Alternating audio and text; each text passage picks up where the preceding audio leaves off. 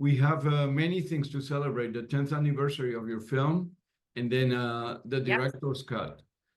Tell me how different is it from the first one, the one that went to all those festivals? Yes. Well, the ending is different.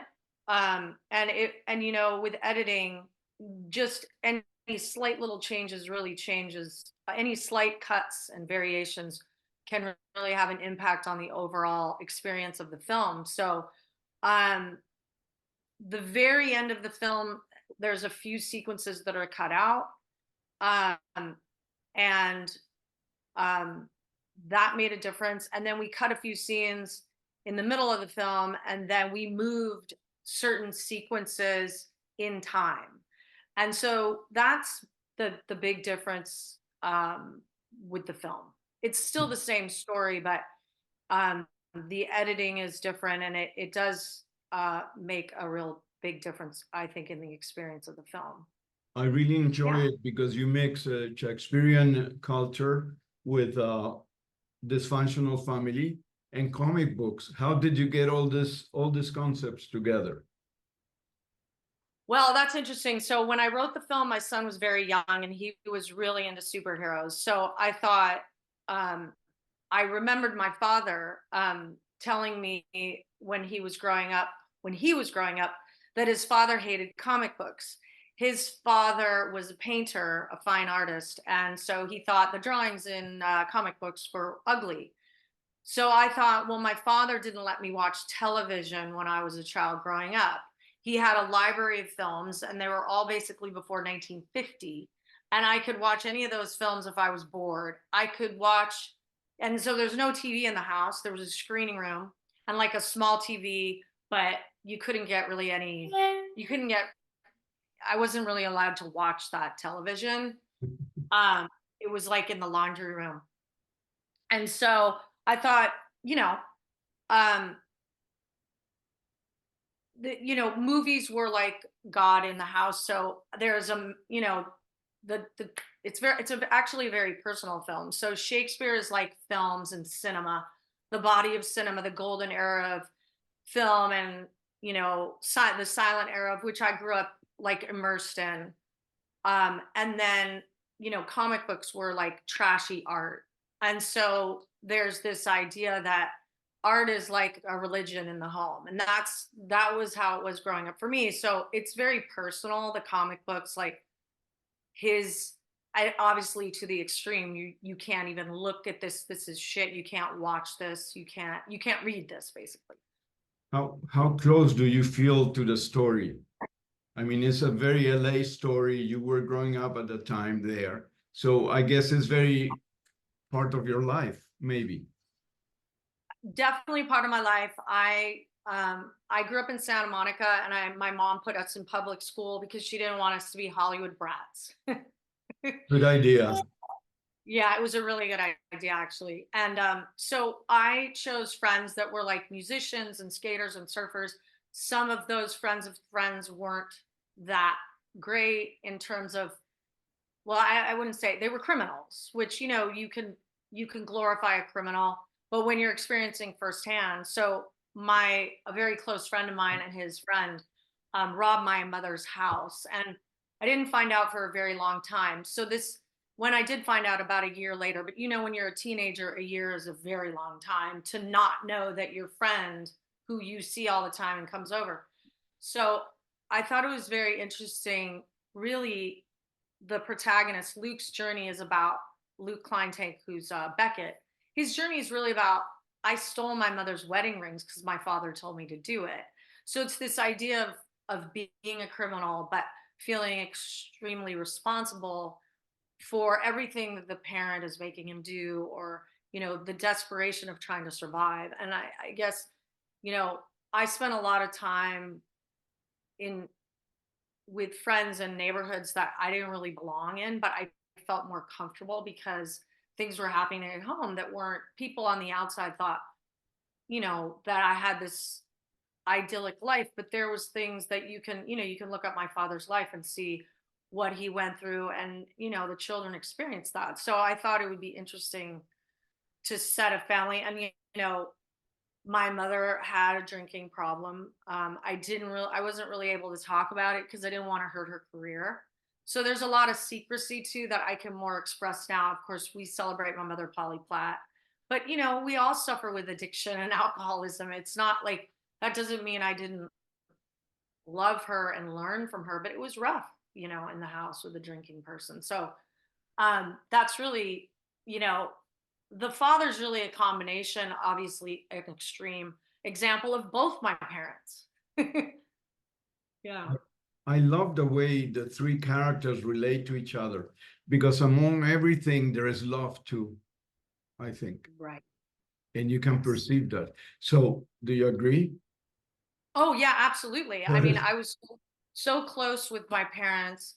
I admired them. They were so smart. You know, I learned so much. My father's parents were European. They spoke many languages. You know, they both had accents. They both talked about the war. I mean, I just grew up and there was a lot of love. So in spite of the traumatic things that happened, the divorce, the fighting, the fame, um, you know, there's no doubt that my parents both loved me, and actually weirdly enough, I now know that they loved each other very deeply. They just, you know, they were just you know, we all have flaws, right? So yeah. what I really wanted to show is even though this father is suffering and he's depraved, he loves his children.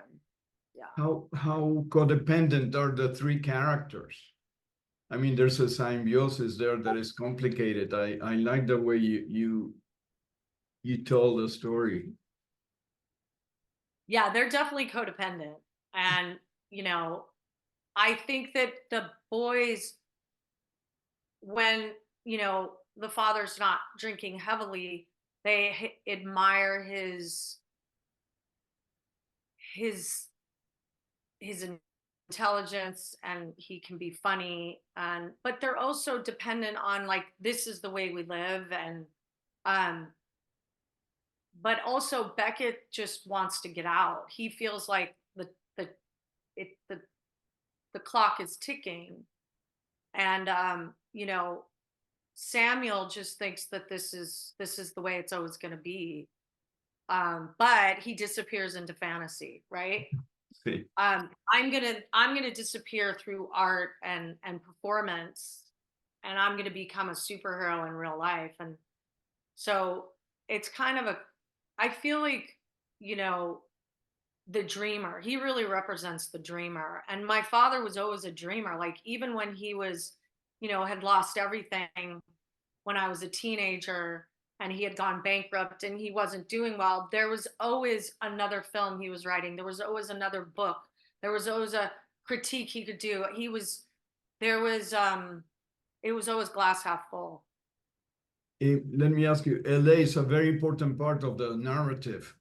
Yeah. You know, I lived in LA for many years and I recognized the corners. It was very exciting. I mean, how did you choose the locations and what do they mean to you?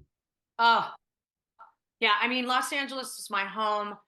Every single part of LA, weirdly enough, has a different memory because I was born in Hollywood, was in the Hollywood Hills. When I was really young until I was about 7 or 8. So I remember Sunset Boulevard. I remember Highland. I remember the Hollywood Bowl. We were right near there. So I remember people, you know, selling memorabilia on the street and Sunset, and, you know, and then we moved to Santa Monica. And then my father moved to Bel Air, and so Westwood. And so of course, Santa Monica, I had to have it in Santa Monica at the 3rd Street Promenade because, you know, I remember Santa Monica before the 3rd Street Promenade. So this idea of going and being where tourists are and people that are shopping and distracted. Yeah. And then, of course, South Central. I mean, my boyfriend in high school was Jamaican. He didn't live in a nice area.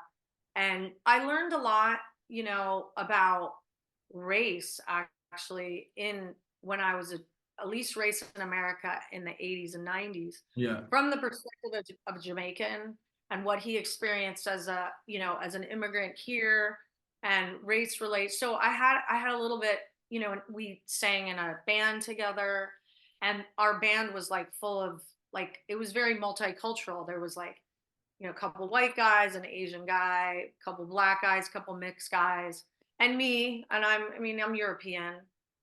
We got a little, you know, so this idea that LA isn't just the Hollywood sign and Hollywood Boulevard. And I love that you recognize the corners. I did. And, you know, just instead of painting a beautiful picture of LA, especially with those shots we got, I mean, it was a very low budget film. So those shots around South Central, we just picked those up in like 3 hours in a van, like, you know, it was like second unit with 3 people. That was actually the most fun I had. And all those shots in Beverly Hills, we didn't get a permit. We just pulled up with a van, and there's so many tourists that we pulled up with, you know, it was just me and the DP and the actors in that Bentley.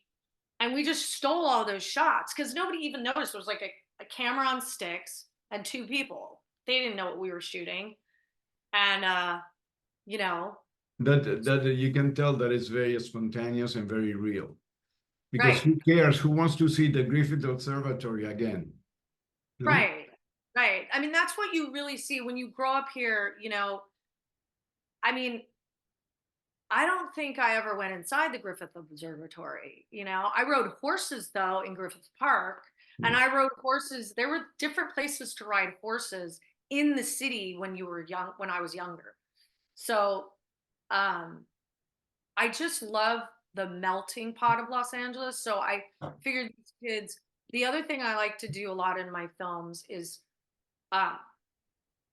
flip stereotypes. So they're living in South Central, they're white, and their landlord is black, you know? So I love that. I noticed that. It was great. That's great. That was really cool. Thank you. Thank you. Because, I'm glad you noticed that. I really you know, appreciate it. I'm tired of films that perpetuate ignorance and stereotypes. I'm tired of that. Yeah. So, yeah. So, yeah, I'm gonna stop. And it was really great talking to you. Wonderful talking to you. And I really enjoyed the movie. It was fun. It was great. Well, thank you so much. I appreciate you looking at it and having me on your show. It was fun.